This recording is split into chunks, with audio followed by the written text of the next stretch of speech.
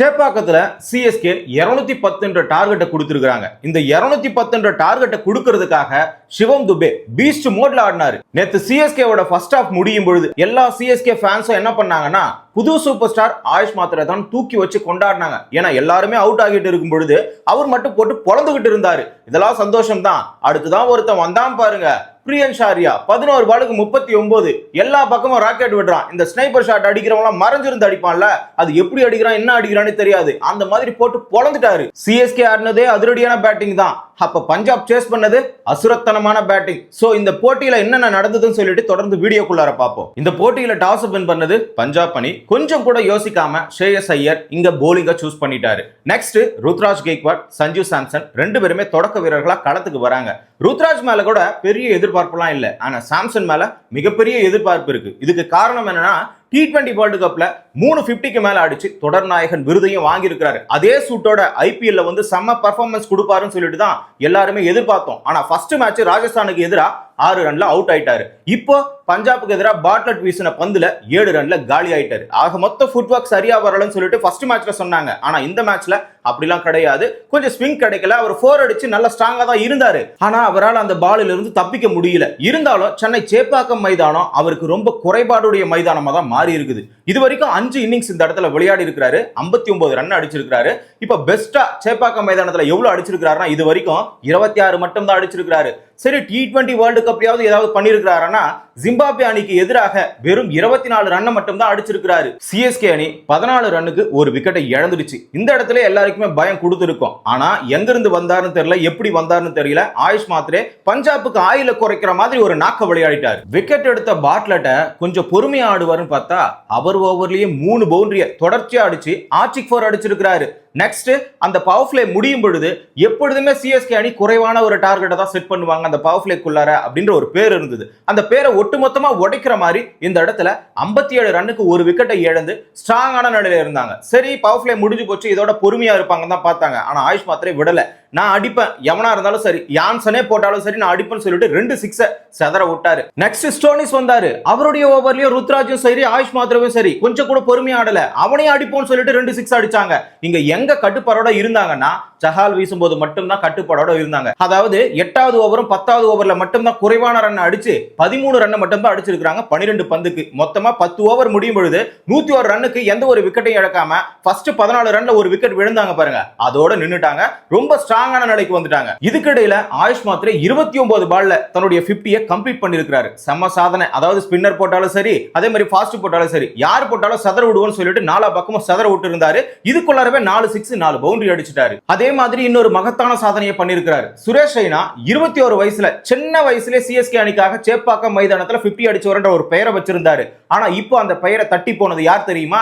இந்த ஆயுஷ் மாத்திரை தான். 18 வயசுக்குள்ளார இந்த 50 அடிச்சு கம்ப்ளீட் பண்ணி சுரேஷ் ரெய்னாவுடைய ரெக்கார்டை உடைச்சிருக்காரு. நெக்ஸ்ட் 11வது ஓவர்ல இருந்து 15வது ஓவர் வரைக்கும் 30 பாலுக்கு 44 ரன் அடிச்சு வச்சிருந்தாங்க. இதுல 11வது ஓவர்ல இருந்து 14வது ஓவர் வரைக்கும் 24 பால்ல 29 ரன் மட்டும் தான் அடிச்சிருந்தாங்க. சரி, இந்த இடத்துல என்ன மாற்றம் நடந்திருக்குன்னா விஜய்குமார் வைஷாக் ஃபர்ஸ்ட் 11வது ஓவர் போட்டாரு, கட்டுப்பாடோட வீசிட்டாரு. நெக்ஸ்ட் 12வது ஓவர் சாஹல் போனாரு. சாஹல் போனதுமே 28 ரன் அடிச்சு வச்சிருந்த ருத்ராஜ் தூக்கிட்டாரு. 43 பாலுக்கு 73 அடிச்சு வச்சிருந்த ஆயுஷ் மாத்திரே 6 4 5 6 இந்த மாதிரி எல்லாம் துவம்சம் பண்ணி வச்சிருந்தாரு. இவருடைய விக்கெட்டை விஜய்குமார் வைஷாக் 13வது ஓவர்ல எடுத்துட்டாரு. 14வது ஓவர்ல யான்சன் வந்து கார்த்திக் சர்மா புதுசா வந்தாரு. 1 ரன்ல அவரையும் காலி பண்ணிட்டாரு. இங்கேயே 3 விக்கெட் விழுந்துருச்சு. கடைசியா 15வது ஓவர்ல இவன் தானே நமக்கு அடிமன் நினைச்சுக்கிட்டு சர்ஃப்ராஸ் கான் உள்ள வந்து என்ன பண்ணார்னா தொடர்ச்சியா 3 4 அடிச்சு ஆர்டிக் 4 பதிவு பண்ணி ஹர்ஷித் சிங்க அழ விட்டாரு. நெக்ஸ்ட் 5 ஓவர் 16வது ஓவர்ல இருந்து 20வது ஓவர் வரைக்கும் 30 பாலுக்கு 65 ரன் அடிச்சிருக்காங்க.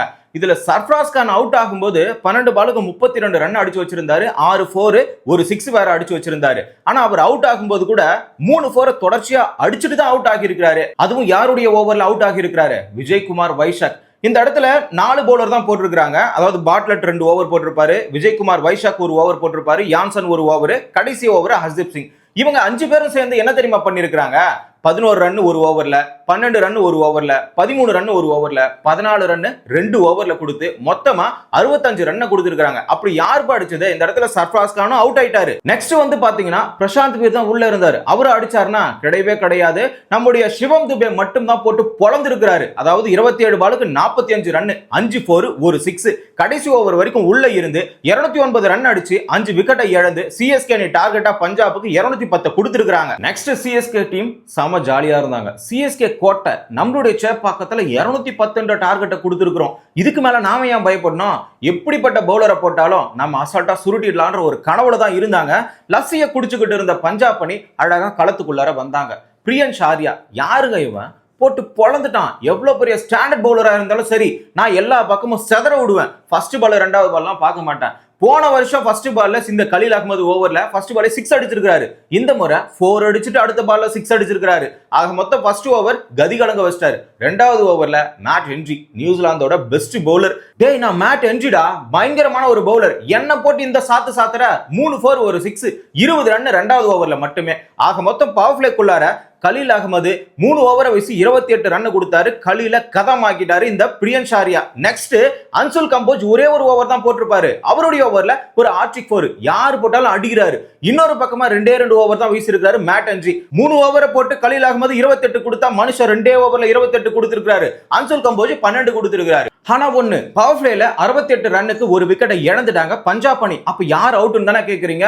மேட் ஹென்றி ஓவர்ல போட்டு பொளந்தாரு. நானே பழி தீர்த்துக்கிறேன்னு சொல்லிட்டு 5வது ஓவர்ல மேட் ஹென்றி இவரை விக்கெட் எடுத்துட்டாரு. 11 பாலுக்கு 39 ரன், அதாவது 4 6 3 4 ருத்ரதாண்டம் ஆடிட்டு போயிருக்காரு. நெக்ஸ்ட் 7th ஓவர்ல இருந்து 10th ஓவர் வரைக்கும் Prabhsimran Singh, next Cooper Connolly, இவங்க 2 பேருமே கிளாசிக்கா விளையாடுறாங்க. நூர் அகமது 2 ஓவர் போடுறாரு, ராகுல் சாகர் 2 ஓவர் போடுறாரு. அதாவது 4 ஓவர் ஸ்பின்னர் மட்டும் தான் வீசுறாங்க.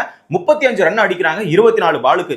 இதுல ஒரே ஓவர்ல நூர் அகமது 7வது ஓவர்ல ஒரு 6 4 2 பேருமே சேர்ந்து அடிக்கிறாங்க. ஆக மொத்தம் 12 ரன் கொடுத்தாரு. நெக்ஸ்ட் இன்னொரு ஓவர்ல 7 ரன், ஆக மொத்தம் 2 ஓவருக்கு 19 ரன் கொடுத்திருக்காரு. ராகுல் சாகர் அவருடைய கடமைக்கு ஓவருக்கு 8ன்னு சொல்லிட்டு 8வது ஓவர் 10வது ஓவர் சராசரியா 16 ரன் கொடுத்திருக்காரு. ஆக மொத்தம் 10 ஓவரை கம்ப்ளீட் பண்ணும் பொழுது பஞ்சாப் அணி 103க்கு 2 விக்கெட்டை இழந்திருக்காங்க. இதே நிலையில சிஎஸ்கே அணி 101 ரன்னுக்கு ஒரு விக்கெட்டை மட்டும் தான் இழந்திருந்தாங்க. பொறுமையா ஆடிக்கிட்டு இருந்தாங்கல்ல பிரப்சிம்ரன் சிங், கூப்பர் கனோலி, இந்த 2 பேருமே எப்படியாச்சும் பிரிச்சே ஆகணும். இதான் ருத்ராஜ் கெய்க்வாடோட பிளான். 12வது ஓவருக்குள்ளார ரன் அவுட் மூலமா இந்த இடத்துல 43 அடிச்ச பிரப்சிம்ரன் காலி. கனோலி 36 அடிச்சு வச்சிருந்தாரு. அன்சுல் கம்போஜ் 12வது ஓவர்ல எடுத்துட்டாரு. இதுக்கப்புறம் வந்ததுதான் பெரிய மாற்றம். ஸ்ரேயஸ் ஐயர் கேப்டனாக விளையாடிட்டு போயிட்டாரு. எவ்வளவு பெரிய இடத்துல நீ எடுத்துட்டு போயிட்டு விட்டாலும் நான் என்னுடைய திறமையை வெளிப்படுத்துவேன்னு சொல்லிட்டு நீ பவுன்ஸ்னா போடு, தரையிலனா போடு, கவர்னா போடு, எதிரனா போடு, ஸ்பின்னா போடு, ஃபாஸ்ட்னா போடு, நான் அடிப்பேன். 29 பாலுக்கு 50 ரன் புடிச்சு எல்லாரையும் பொளந்திருக்கிறாரு. வதேரா சிங்கிள ரொட்டேட் பண்ணி ஸ்ரேயஸ் ஐயர் கிட்ட கொடுத்துட்டு மிகப்பெரிய ஒரு நாக்க விளையாட வச்சிருக்காரு. 50 ரன் அடிச்சதுல கிட்டத்தட்ட 4 4 3 6 தரமான ஒரு விளையாட்டு. இவர் என்னதான் அவுட் ஆயிருந்தாலும் 17வது ஓவர்ல அதுக்கு மேல வந்த சுஷாந்த் சிங், ஸ்டோனிஸ் 2 பேரும் கடைசி நேரத்துல 4 பவுண்டரி அடிச்சு அழகா மேட்ச் முடிச்சிருக்காங்க. 210க்கு 5 விக்கெட்டை இழந்து பஞ்சாப் அணி 5 விக்கெட் வித்தியாசத்துல சிஎஸ்கே அணியை தோல்வியடைய செஞ்சிருக்காங்க. இப்போ சிஎஸ்கே அணியோட நிலைமை என்ன தெரியுமா? புள்ளி பட்டியல்ல மறுபடியும் 10வது நிலையிலேயே இருக்கணுமா? இதுல இருந்து மேலே ஏறி வரணும்னா சிஎஸ்கே அணி என்ன பண்ணணும்னு சொல்லிட்டு நீங்க கமெண்ட்ல சொல்லுங்க. கிரிக்கெட் நிகழ்வுகளை தொடர்ச்சியா தெரிஞ்சுக்கணுமா? தமிழரசன் பார்வையாளர் சேனலை சப்ஸ்கிரைப் பண்ணிக்கோங்க.